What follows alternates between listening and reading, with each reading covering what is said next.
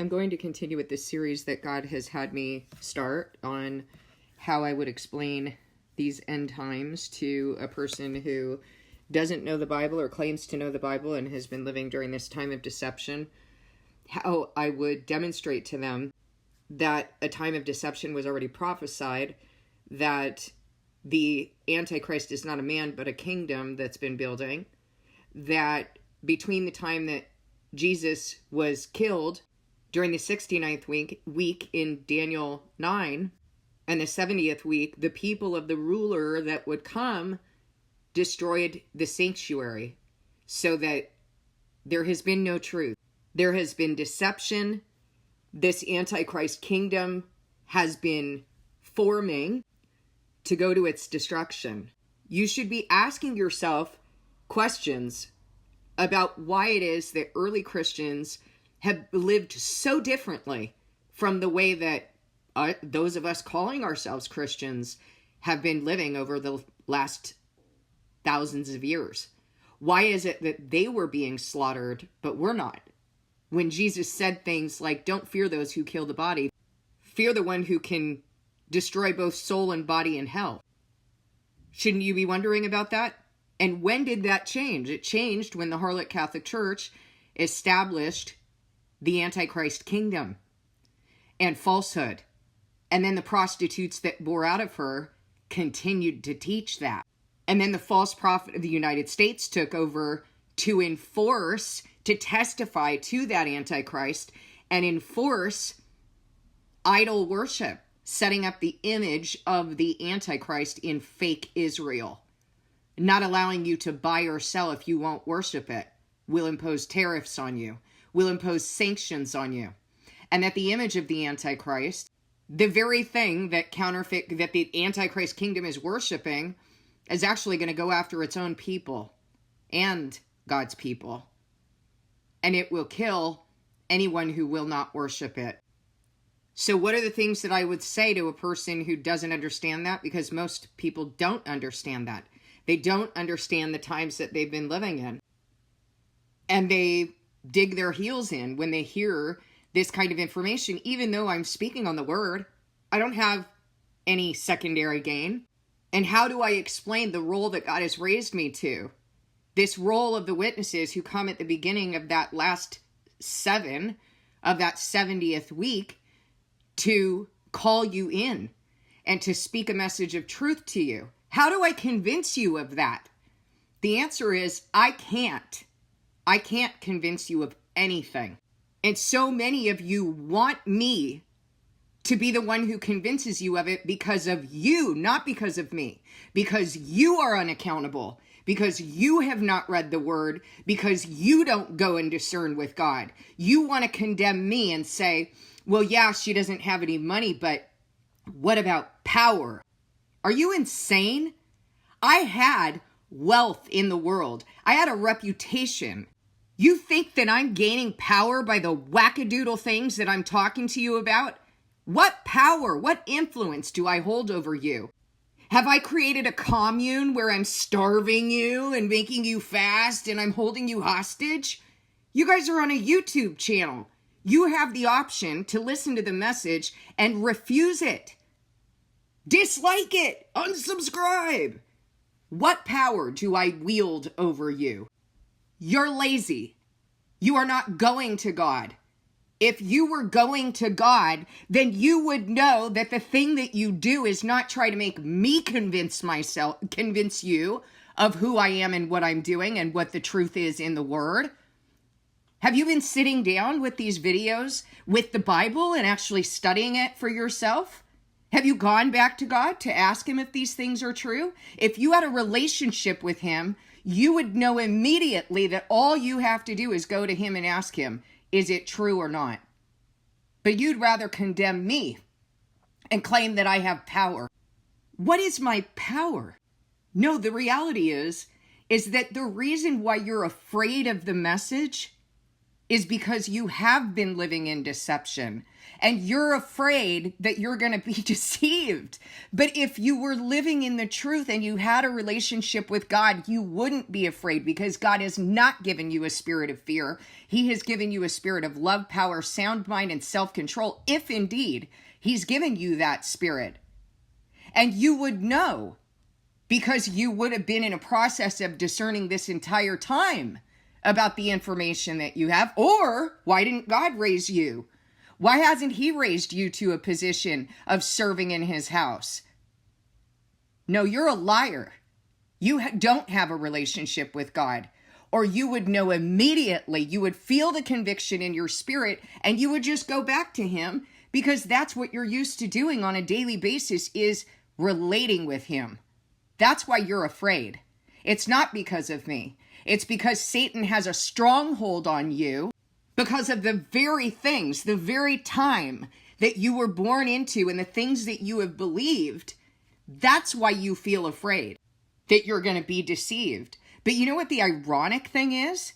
You don't feel afraid of the deceptions, the waters, the abundant waters that you drink up in your fake churches. Why don't you feel afraid of that? Why don't you feel afraid that you've been in bondage to the very things that I'm pointing out to you? I mean, it's not as though I need to prove anything to you. God is the only one who can testify. If you don't love truth and you don't go to God, who is the source of truth, you'll be rejected as his priest. I don't need to prove that to you. I don't need to prove anything about who I am or what I've done. All I need to do is speak the message and live it out in front of you, and you are responsible to separate, go fast, go return to God, and ask him if what I'm saying is true. But watch your tongue in the meantime, because you just might condemn yourself by blaspheming the Holy Spirit. You can ask questions, you can email me, you can text me, you can whatever you want. You can ask whatever question. I will disciple with you. Watch your tongue. Don't be stupid. I never said that I was above questioning. I never said, you need to depend on me. You need to send me money for the message. I don't stand up at some counterfeit church and guilt you into tithing or any such thing. There is no power I have over you. Use your brain. If anything, I have been brought in front of you to a position of negative power. I don't even have a penny to my name. What power do I have in this world? Stupidity. My suggestion to you is go return to God. Separate from what I'm saying. Separate from the channel. You've heard enough. Separate from the channel. Separate from the books and go to God and ask him if indeed he's in you. Go ask him, because what you're telling me is in acting like I need to prove to you that what I'm saying is true, is that I need to be your God. I need to be your idol, and I don't play that game. And neither does God. God has given you access to the truth in his spirit, his word, and his servants. Now you need to go discern by his spirit and his word which servants are speaking on his authority, which servants he testifies to. Do you believe that he will do that? Do you believe that God is real and that he can give you that answer? Then go to him. Stop relying on your own understanding and condemning his servants to justify yourself and the falsehood you've chosen to live in. I'm going to continue in this video to talk about the role of the witnesses, why it is that the witnesses needed to come. In the third video, in part 3, what I showed you is who the witnesses are. That the witnesses are not two people, and I will continue to show you why I know that the witnesses are 144,000. Part of what I spoke with you about in the previous video is that those 144,000 were sealed before the first 4 trumpets blow, because we know that when the 5th trumpet blows, at some point they are going to die, when the beast rises from the abyss to overpower and kill them. So we know timeline. And we know that if the 144,000 have been sealed before those first 4 trumpets, well, might just be them.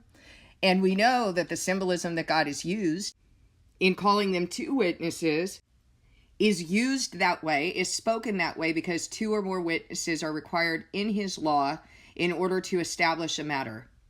We know that they're referred to as the two lampstands because there's two bodies of believers in Revelation 2 and 3, the church in Smyrna and the church in Philadelphia, that he does not rebuke, who have pleased him, who are going to be spared from the hour of trial and testing that he's going to bring on the entire world to test the inhabitants of the earth. So we know that they're not rising at the very end, that they have come to warn, that they have endured, that they have done what the prophets have always done, which is warn prior to God bringing destruction.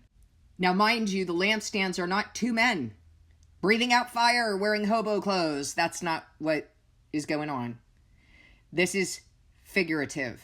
Two witnesses, two lampstands, and that the two olive trees in Zechariah 4 are the anointed who stand before the Lord of all the earth and are pouring out golden oil, not by power, not by might, but by God's Spirit. Golden oil. Why have they come?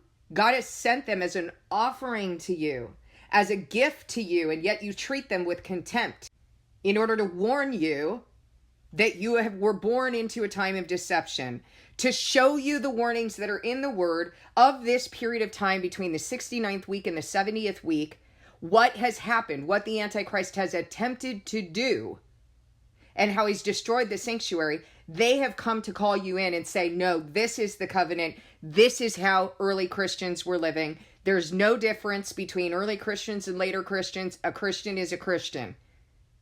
The covenant is the covenant. So whatever you've been believing and attaching yourself to in order to make your life in this world, attached to this world, is in opposition to his covenant of circumcision. You're going to be hated and killed and persecuted. If you don't want the message, guys, that's fine. But you don't get to condemn me because of your lack of relationship with God and your failure to love truth. You will be condemned. He will reject you as his priest. If you had a relationship with God, you would know that you hear the message and then you step away and you go and discern it with him. You go and take it up with him. You don't keep listening to the message and then wait for me to prove it to you, because you won't receive it that way. I can't testify to you. I can share my testimony in the word, and that's it. That's all I am responsible for. I am not responsible for being your God.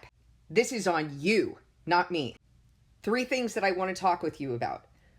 What is it that the witnesses are doing? The timeline that they come. We've already talked about the timing that they come. They're thrown down in the middle of the 7. That's what it says in Daniel, that the sacrifice is thrown down in the middle. The sacrifice in the temple. The New Testament tells you that we are the sacrifice in the temple. They're thrown down in the middle of that 7. They have been testifying in the beginning of that 7 when the first 4 trumpets have been blowing. I am also going to answer the question of what the witnesses are doing. I've answered part of it. You've been living during a time of deception. Now God is confirming a covenant with many for 1/7. And so he's sent his witnesses to speak the truth to you. And you can either hear it or you can't, because his sheep know his voice. They know his truth. They recognize his word. They study his word. This is why I ask you, have you even taken this up with him? Have you sat with the word and read the things that I taught you in the first few videos? Have you read them for yourself? Or did you just listen to it like a wicked and lazy servant and not study for yourself what the word actually says and ask God, is this true? Have I been living during this time? I know the answer to that because I know the fruit that's coming out of your mouths. I'm hearing about it. You need to fast. You need to step away from me and go and fast and actually return to God. And what I mean by fasting is not some medical fast. You need to remove all the idols and distractions in your life and actually relate with God. Stop expecting some human being to convince you of what you, in your covenant of accountability, are supposed to go and receive from him. The witnesses come at the beginning of that 7. We're going to read about this in Revelation 12. They come at the beginning of the 7, and they are bearing their testimony. They're sharing their testimony. Now, I shared with you in my testimony that God told me that I was going to die for what I'm speaking. 6 years ago, we weren't dealing with what we're dealing with right now. We weren't dealing with ICE raids over free speech. We weren't dealing with NSPM 7, which states that if you speak against the false prophet of the United States, if you speak against the image of the Antichrist of Israel, if you speak against traditional, meaning normative in the world, Antichrist, Christianity, if you speak against these things, you are a domestic terrorist. We didn't know any of that 6 years ago, did we? We didn't know any of that 4 years ago when I was telling you about it. We didn't know about October 7th and all that God would reveal and expose. We didn't know about the Epstein files. We didn't know about any of it, did we? We didn't know that this so-called Christian was going to use the very platform, the very premise, the very lie that Constantine used when the Antichrist kingdom was started. Did we? We didn't know that Christianity was going to be used the way that it has to deceive you, to lie to you, to make you idolize and worship a human being and a nation in place of your actual Messiah. We didn't know any of that, did we? So the witnesses testify for the beginning of that 7. Then they are thrown down in the middle of the 7. And in Revelation 12, it tells us exactly why. Because there are 2 criteria that are required in order to triumph over Satan, over the devil. The first is the blood of the Lamb. The second is the testimony of the witnesses who did not love their lives so much as to shrink from death. If death was a surprise to them, then that couldn't be true. But they were told from the beginning that they were going to die. And who were they told that by? Did a human being need to convince them? No. They were told that by God. And they were tested, just as Paul says, anyone who has been given a trust must prove worthy. How do you know the witnesses? You will know the witnesses by the message that they speak, whether they speak on their own authority for their own glory, and they're false, or they're speaking on the authority of the one who sent them, then they are a person of truth. Are they speaking on the word? Do they shepherd you back to God, or do they create dependence on themselves? Are they willing to speak a message to you that you don't want to hear? Because if they're speaking a message that you like, and you speak well of them, they're false. That's what the word tells you. But if they're speaking with boldness and courage on the word of God and showing you what you're seeing right now in real time and where it is in biblical prophecy, then they're risking rejection. They're risking persecution. They are risking their own lives in order to provide an offering to you. And so many of you are too stupid and too wicked to appreciate it for what God is providing you and for how poured out and broken down they are. I'll tell you another way you know the witnesses. They haven't increased their wealth, they've given it up. That's exactly what I did. They haven't increased their power in the world. They've given it up so that the power of God might rest on them, so that the truth of God and the glory of God might actually be exalted at their expense. So shame on you for not discerning that. It isn't difficult to confirm the things that I've said to you. It's not difficult to confirm what I've given up in order to do this, or to hear the testimony that I've given you on this channel. And it's not difficult to go back to God and submit yourself to him and ask him if what I'm saying is true. Shame on you. You want to justify yourself, and you are unwilling to do the things that I have done. So you'll condemn me, so that you can keep living in the wickedness and the deception that you love more, and you claim to be a Christian. Isaiah 33 tells us that the covenant is broken. Its witnesses, the covenant's witnesses, are despised and no one is respected. Now God is going to rise. Just in case you want to use that for discernment as well, as to how the witnesses are treated, as to how God's prophets are actually treated. You guys will listen to a psychic reading that calls itself a prophet, but oh, the things I say scare you. They fill your heart with fear. That's a spirit. Do you understand that? That is not the Spirit of God. I don't feel afraid when I hear a false message. I go back to God. So it's not the message. It's not the message being false. It's not the message that has filled you with fear. It's the spirit in your heart. It's the stronghold. Though there is hope for you. Because if you can hear the things I'm saying and feel the conviction, go to God and fast. Return to Him and discern what I'm saying. There has been no other motivation that I have had for doing what I've been doing. No other motivation than, number one, for me to serve God and fulfill my duty. Number two, for my children to be saved and to reap the benefits, the blessing of what I've broken in my family. And number three, that you might have an opportunity for salvation. And I did that with hope, and I did it with eagerness. And this is what I get from you. Condemnation, accusation, persecution, rejection, stalking. I don't know, sounds like a biblical prophet to me. That sounds exactly like the lowly scum of the earth that God chooses. Revelation 12. A great sign appeared in heaven, a woman clothed with the sun, with the moon under her feet, and a crown of 12 stars on her head. This should sound familiar to you because in Genesis, Joseph had a dream in which his mother, father, and brothers bowed down to him, and he saw them as the sun, moon, and stars. And Jacob responded to his son by saying, will your mother and I and your brothers really bow down to you? Sun, moon, stars, respectively, your mother, I, and your brothers. The sun represents the favored wife. Remember that Rachel and Leah were sisters? It was kind of a sad story that Leah was unloved by her husband and that he really wanted Rachel. But God was establishing something for us to understand. Rachel is the favored wife. And so too, those who go up in the first resurrection, that is the favored wife. In fact, it ends up being the only wife, the only bride. That's the sun.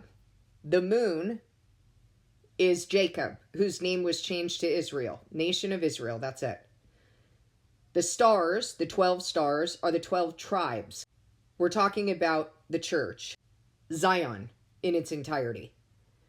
She was pregnant and cried out in pain as she was about to give birth. Then another sign appeared in heaven, an enormous red dragon with 7 heads and 10 horns and 7 crowns on its head. Dragon is Satan, the 7 heads are the 7 kingdoms, and the 10 horns are the 10 Germanic tribes that became Western Europe, and the 7 crowns on its heads, always representing authority. That's what a crown is. They have power. Its tail swept a third of the stars out of the sky and flung them to the earth. The dragon stood in front of the woman who was about to give birth so that it might devour her child the moment he was born. This is obviously referring to Jesus.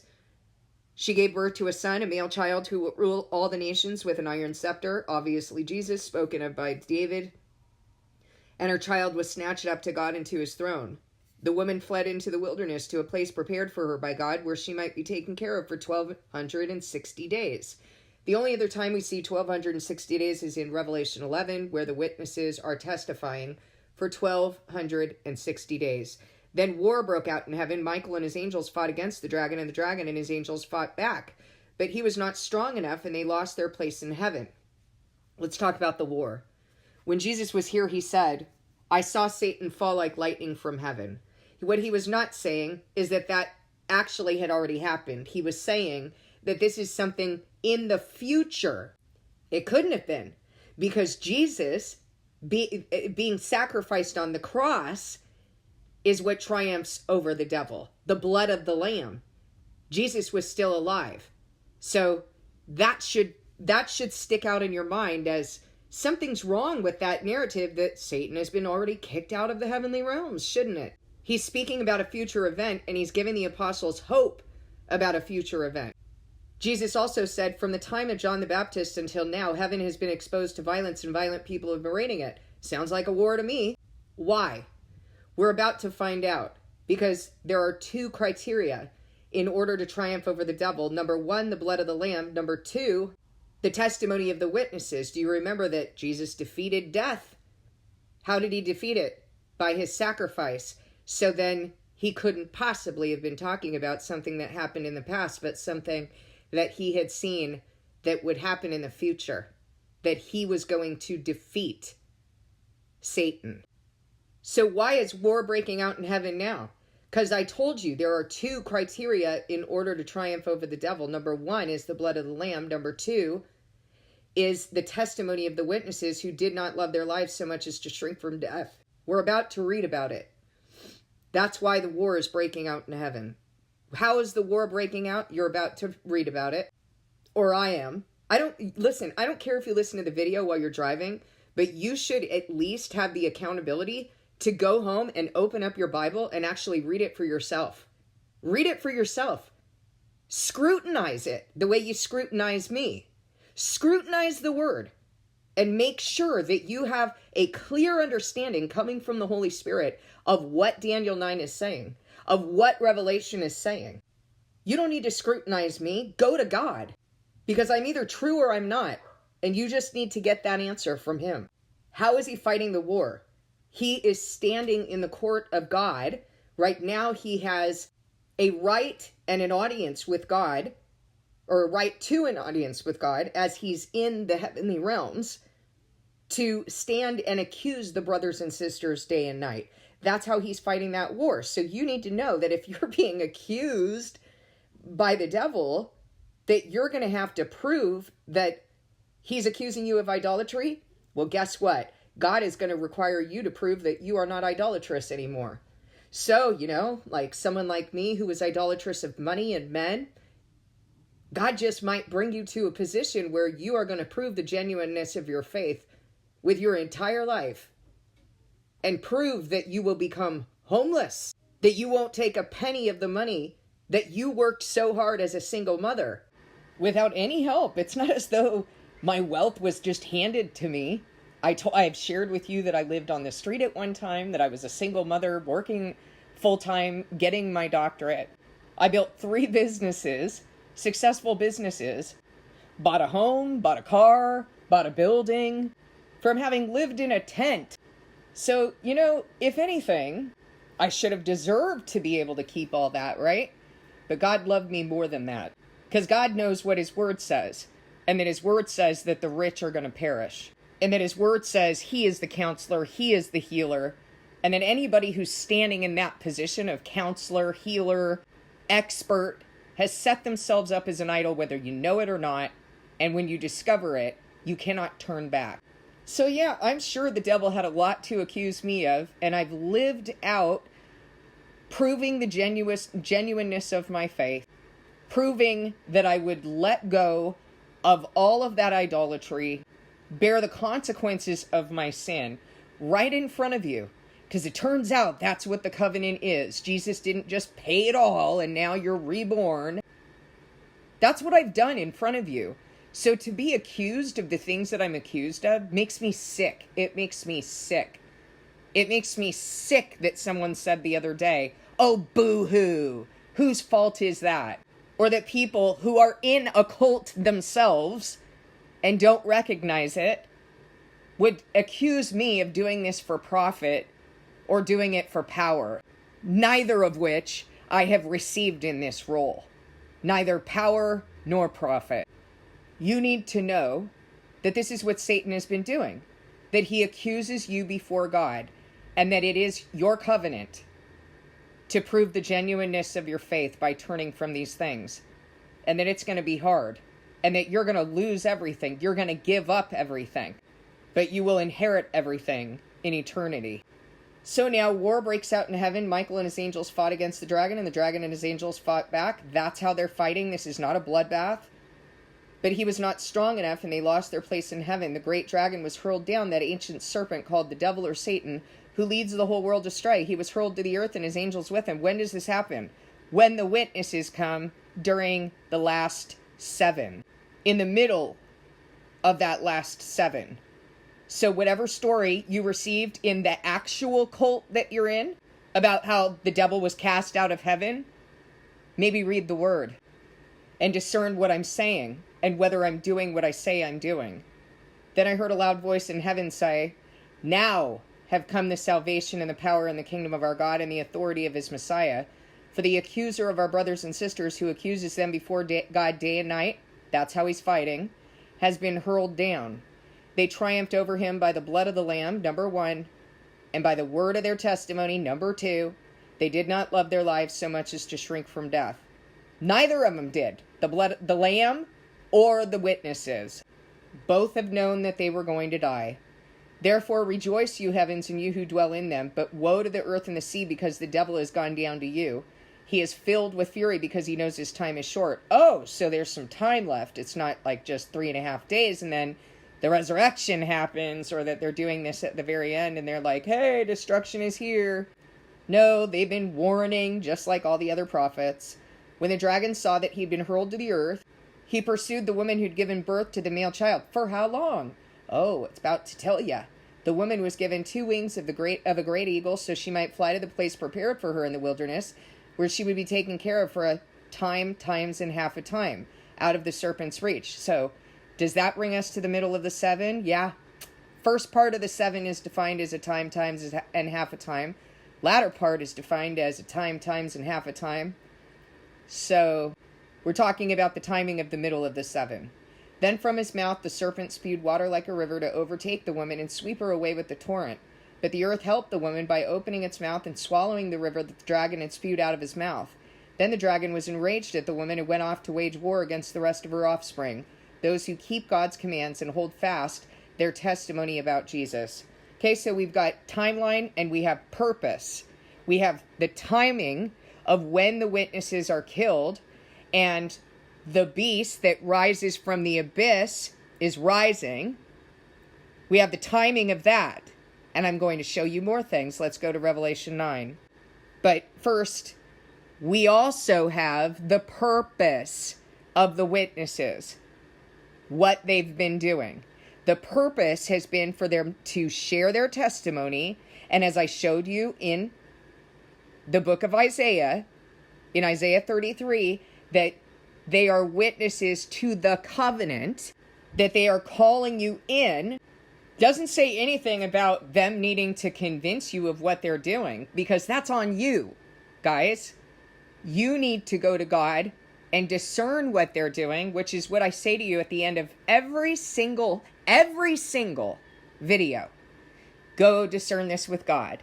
Go discern with God what I'm doing. I don't have to convince you of diddly squat. That's your job, to love truth enough to go and pursue the answers with God. They're sharing their testimony, and they are required. Their offering is required in order to be the second criteria that kicks Satan out of heaven. All right, so we know from Revelation 11 that when the beast rises from the abyss, he will overpower and kill the witnesses. We know from Revelation 12 now that once the witnesses have completed their testifying, that there's going to be a time, times, and half a time left in which he's going to go and pursue the rest of God's people. Kind of sounds like an Antichrist reign to me. Now we're going to see what it looks like here in Revelation 9. Now remember what I said to you, that the 144,000 are sealed before when? The first 4 trumpets. Not that they're not sealed after the 4th trumpet, but it's written that way so that you understand that they are sealed before the first 4 trumpets, because something's going to happen after the 5th trumpet blows. Let's read about what happens after the 5th trumpet blows. The 5th angel sounded his trumpet, and I saw a star that had fallen from the sky to the earth. The star was given the key to the shaft of the abyss. When he opened the abyss, smoke rose from it like the smoke from a gigantic furnace. A star in Scripture is an angel. This star is falling from the heavens. It's going into the abyss. It's received the keys to the abyss. Now it's going to rise from the abyss. What does it do when it rises from the abyss? It overpowers and kills the witnesses. When he opened the abyss, smoke rose from it like the smoke from a gigantic furnace. Looks like he's rising, huh? The sun and the sky were darkened by the smoke from the abyss, and out of the smoke locusts came down on the earth and were given power like that of scorpions of the earth. They were told not to harm the grass of the earth or any plant or tree, but only those people who did not have the seal of God on their foreheads. They were not allowed to kill them, but only to torture them for 5 months. Those who don't have the seal of God on their foreheads. Kind of sounds like Passover to me. So those who have the seal, the blood, they're being passed over. Those who don't are enduring the plague. Some of them will actually be saved. Some of them are going to return to God, but it was necessary for them to endure that plague. Why? Because of so many of you who want to accuse me and want to condemn me instead of just going to God. It's because you haven't been loving truth, and God had to bring you to a place where you would. Out of the smoke, locusts came down on the earth and were given power like that of scorpions of the earth. They were told not to harm the grass of the earth or any plant or tree, but only those people who did not have the seal of God on their foreheads. Again, here's that language of told not to harm the grass or the earth or any plant or tree. Remember, we saw that in Revelation 7 when the 144,000 were being sealed, and I told you these are people, not literal sea or grass or trees that we've been likened to all of those. He's talking about people. He even told you in Revelation 17 that the waters that you saw the woman sitting by are peoples, multitudes, languages, and nations. He has likened you to trees, to olive trees. The Lord called you a flourishing olive tree.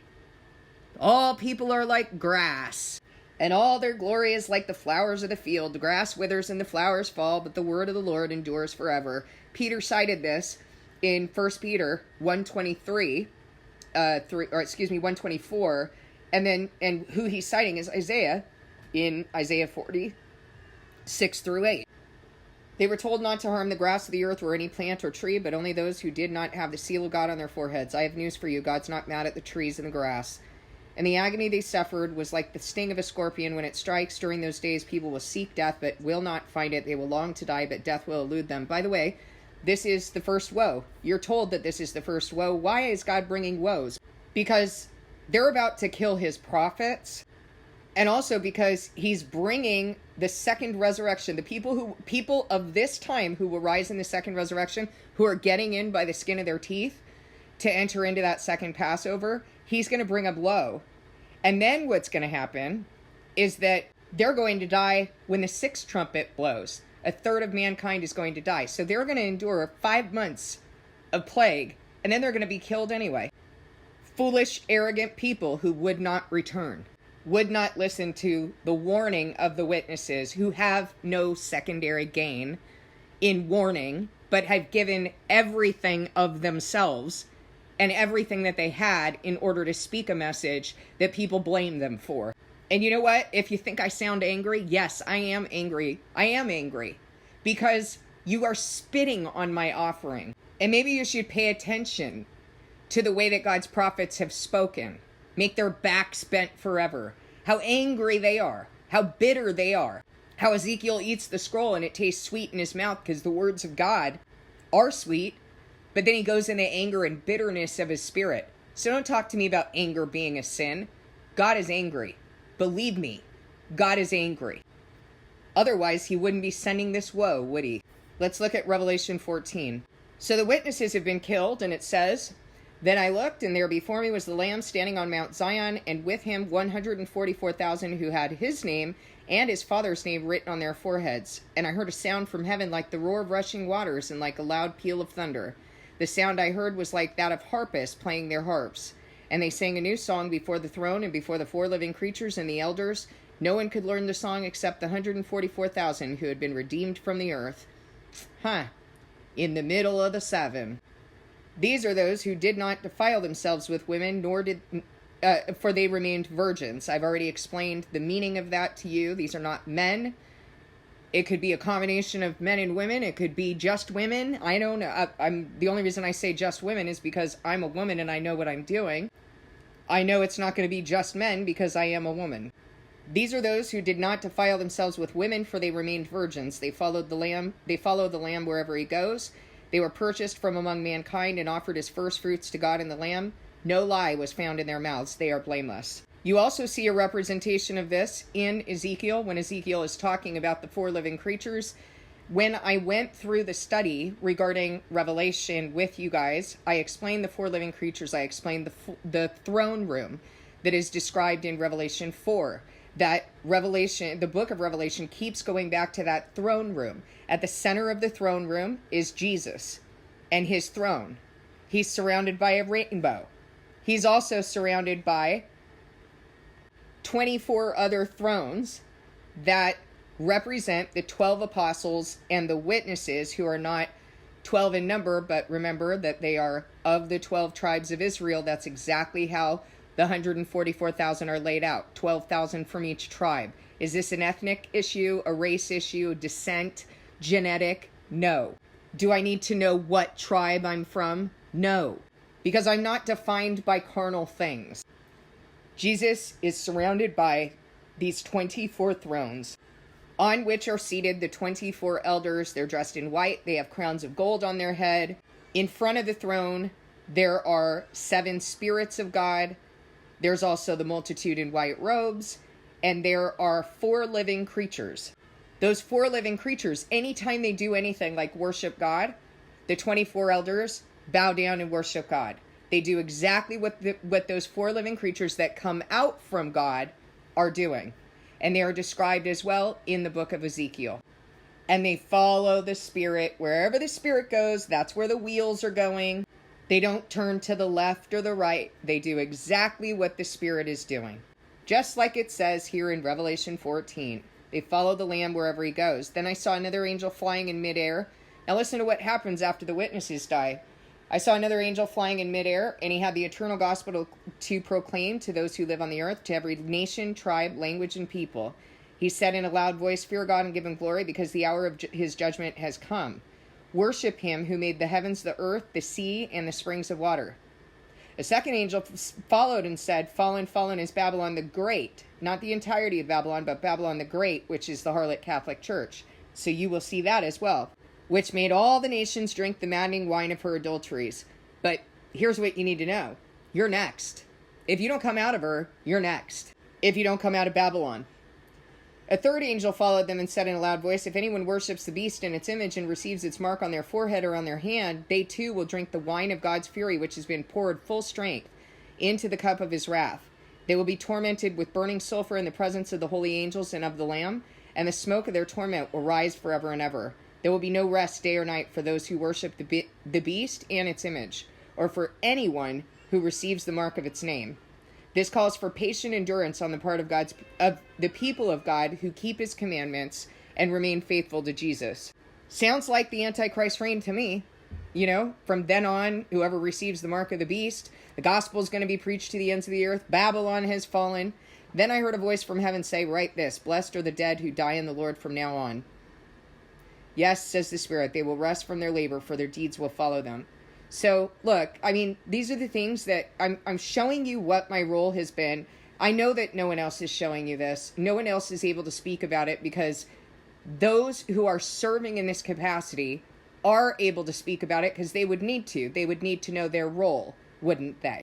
I've shown you the timing of when it happens, the reason why it happens, what it should look like. Now it's your job, people of God who claim to be in the covenant of accountability. You need to go back to God and you need to discern whether this is true or not. I don't say that after every video because it's like my catchy little thing. That's not what that is. I'm literally telling you, you must go back and discern this with God, because I can't convince you of it. I don't have the ability to testify to you, nor would I if I could, because I'm not going to pretend like I'm God. You need to receive it from him. You need to have a relationship with him, and you need to stop blaming other people for not convincing you of what you're supposed to be receiving from God to begin with. The fact that I would be blamed about that or condemned or accused is so disgusting, given the fact that my only motivation for doing this and doing it, if you listen to my early videos, I don't talk like this because I'm not filled with the anger and bitterness that I feel now. After having given everything and lived this out in front of you, all for people to act like I'm supposed to do more in this offering. No, I've done enough. I let go. I gave up my own home. I gave up a building. I gave up my clothes. I gave up basic needs that I had at my house. I came to my children with nothing. And I drank that cup. And you guys are going to act like I'm doing this for money and power? What power is in giving up everything you ever owned? Use your head. You have no idea the judgment that you're bringing on yourself, because if you are going to be saved, you're going to eat your words and know what you've been given. Go discern it with God.